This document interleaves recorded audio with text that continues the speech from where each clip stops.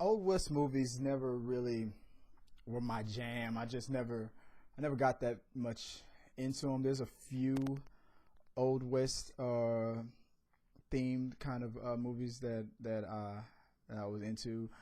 Um, some of the classics, I guess, the black and white ones from back in the day, or your Clint Eastwood types of movies, were never my thing. I mean, I'm an '80s baby, and I'm a Back to the Future kind of guy, you know. So my experience with the Old West was probably Back to the Future 3.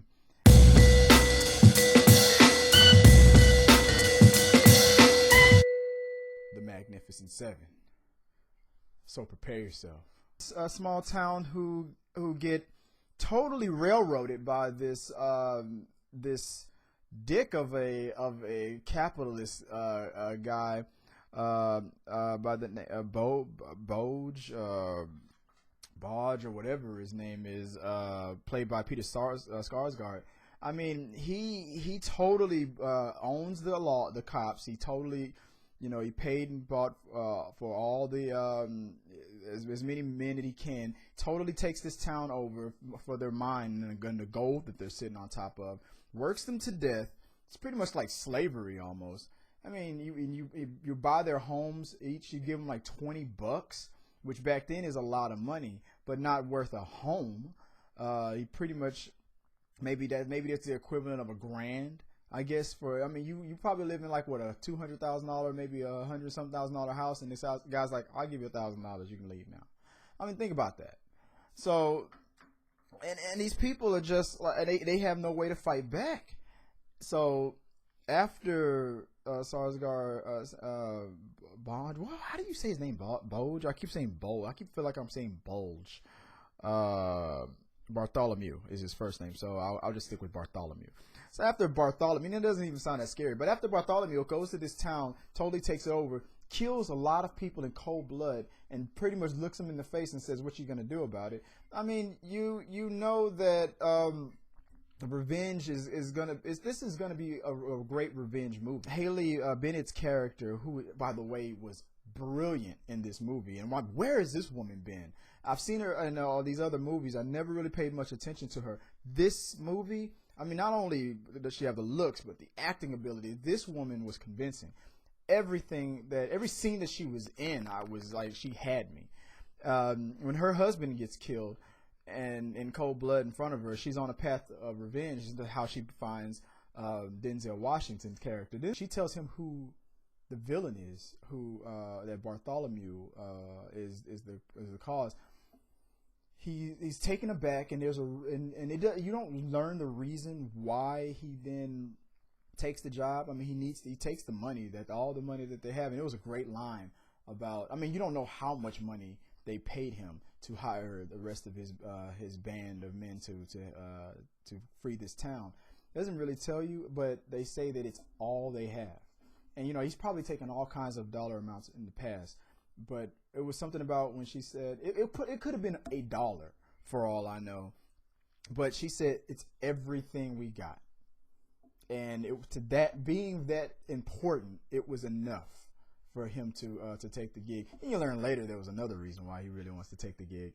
One thing I can say about this movie is I like the metaphors that were used a lot. And there were a lot of small storytellings in it, and the way these men, who a lot of them had nothing in common with each other, and they were still able to. And this is a testimony to how great these actors are, how they were able to come together.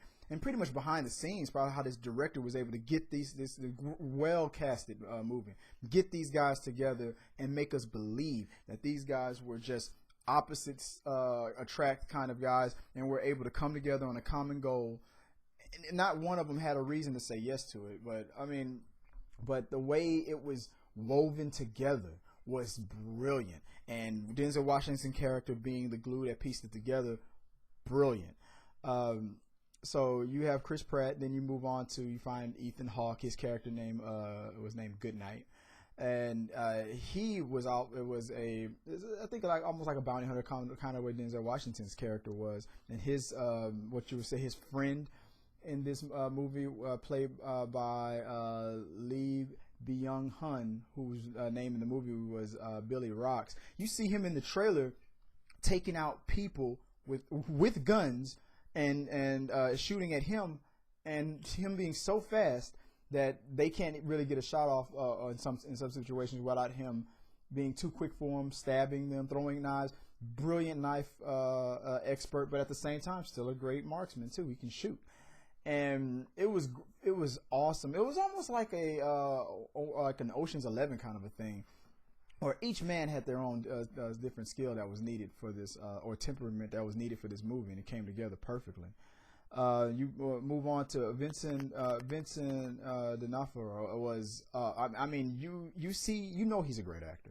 If you're a fan of him in Netflix Daredevil as the Kingpin, this character he plays, Jack Horn, is not that character. Physically, you know, he walks in the room, but now that he's gained this weight and he's a bigger man now, for Daredevil, but you see that same size and just almost like Tony Soprano, he walks in the scene, he commands the room, he commands attention, and he's so soft-spoken. He's a preacher throughout this whole movie. He talks about justice and God and his God-given right. You take my land, you take my property, or you take my you dishonor me in such a way.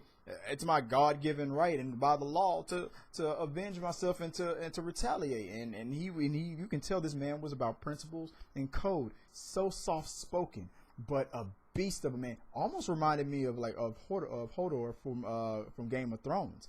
I mean, you can tell that this man. I mean, the honor that's about this man. He's respectful to women. With the stories that he tells. It's like I said, these little short stories. Listen to everything that you're going to hear in this movie, because these little bitty stories, it tells you a lot. These little pebbles of these stories, they tell you everything you need to know about who this person is and what they're really about and why they're here. They're in this movie helping this team. Down to Manuel Garcia Rufo, who played Vasquez, a man on the run, a wanted man, but necessary, I guess, because of his skills. Something that Washington's character, who's a bounty hunter, knew of this man, knows he's wanted. I mean, and employs his help because he's the right man for the job. And it was just so interesting how these people came together to help and their backstories and why they're helping and things like that. So moving on to two things that one thing that I really liked about this movie, and this is like a side note, the two actors, Martin Simsmere, who played Red Harvest, is a Native American guy who joined the team. And the way he joined the team was very, very interesting. I love the way. And again, it was because of Denzel Washington's character, the glue that kept this the movie together. And I know this is a remake from an original movie. I've never seen it before, but it was one of those situations where, you know, like you're playing a video game, and you know a boss battle is gonna happen. It was like a mirror match situation was gonna happen. The second you knew that that Bartholomew had a Native American guy on his team, almost like, for lack of a better word, like, well, I'm not gonna say the word. He was just a bad guy. He was a Native American guy working for the people who were just murdering innocent people. Named Jonathan Josh, who played Denali, and this guy was just brutal.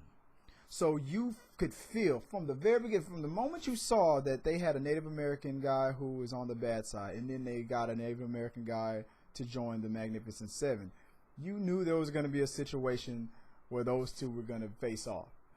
And that, to me, was it wasn't the best scene, but the fact that it happened, it was something where you're gonna call it, you could see it coming a mile away, but it still was awesome when it happened. It didn't take too long. It started, the fight happened, and what happens in the end of it, no spoilers, what happens.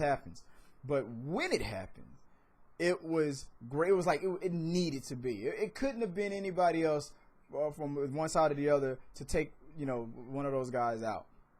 Those guys needed to face off against each other, and it was great how that fight went about, and it was pretty one-sided. and freaking awesome. I thought it would go down because both men, they did some amazing things and some amazing scenes. So it's all the way towards the end when you finally get to the moment where, you know, justice is served. The impact of every little thing in this movie is a symbolism of something. The director did a really good job. Every little thing, from where this person who died that launched the story was killed, to where the story ends, and little things like that, little subtle details. Well, like for example, a man getting killed next to a bunch of just open, you know how back in the day when the Undertaker would make coffins, you know, they'd be sitting outside and whatnot. You saw a guy about to get shot, he gets shot, he's standing next to a coffin when he's getting shot, and boom, dead body falls into the coffin out of convenience. Things like that. People walking into bad guys walking in to kill the good guys who's hiding in the Undertaker's shop just to go in there to die. And you hear the bullets and everything, and you see the word Undertaker over. It's just these little things that was in this movie. You gotta, when you're watching this movie, that's why I say listen to every story, every little short little conversation, and keep your eyes peeled for everything that's written on the wall or the place that something is happening, because it's very, very significant to what's going to happen next time with that character, or, you know, full circle, and just little subtle things like that. I mean, this movie, everybody did a great job. I really, really enjoyed it. Very, very compelling. The use of slow motion, the use of the sound, every little thing. It keeps you on the edge of your seat throughout the whole movie. See it in IMAX. You'll see what I'm talking about. I got to see it in IMAX. I enjoyed every minute of it.